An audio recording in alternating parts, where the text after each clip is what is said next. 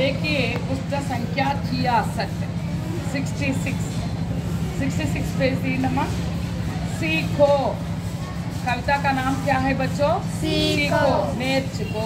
सीखो అంటే ఏంటమ్మా? నేర్చుకో।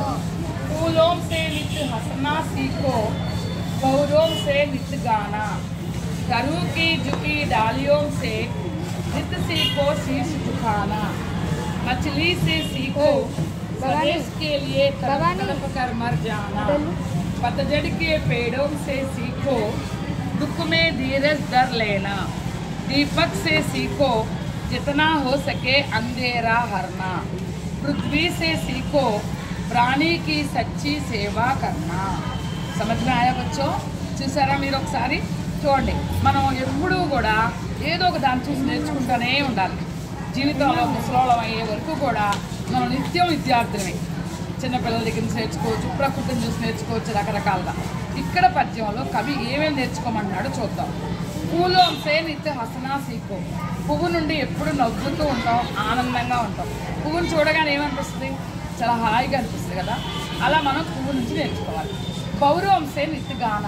తుమ్మెదలు జుమ్ అని జుంకారం చేస్తాయి కదా, వాటి నుండి ఎప్పుడు పాటలు పాటలు నేర్చుకోవాలి. తరువుకి జుక్కి డాలియోంసే.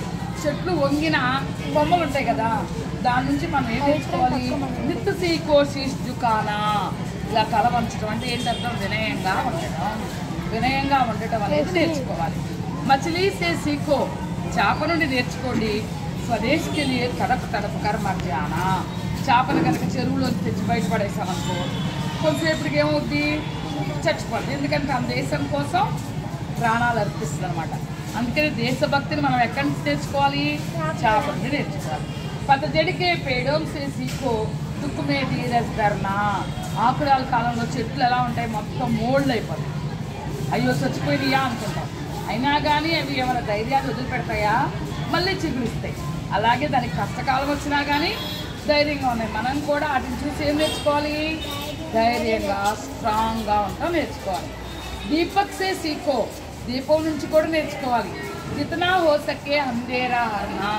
అంధేరా అంటే చీకటి, సాధ్యమైనంత వరకు. చూడండి, దీపాన్ని వెలిగించామనుకోండి ఏం చేస్తుంది? చుట్టూ వెలుతురునిస్తుంది కదా. అంటే మనం కూడా మనకు సాధ్యమైనంత వరకు జ్ఞానాన్ని పంచుతూ ఉండాలి, అందరిలోనూ ఆనందాలు నింపుతూ ఉండాలి. పృథ్వీ సే సీఖో. పిల్లలు భూమి నుంచి కూడా నేర్చుకోవాలంట. ఏం నేర్చుకోవాలి? ప్రాణికి సచ్చి సేవ కన్నా. చూడండి, భూమే కదా మనందరికీ సేవ చేస్తుంది. భూమాత నుంచి మనం ఓర్పు, సహనం అన్నీ నేర్చుకోవాలి.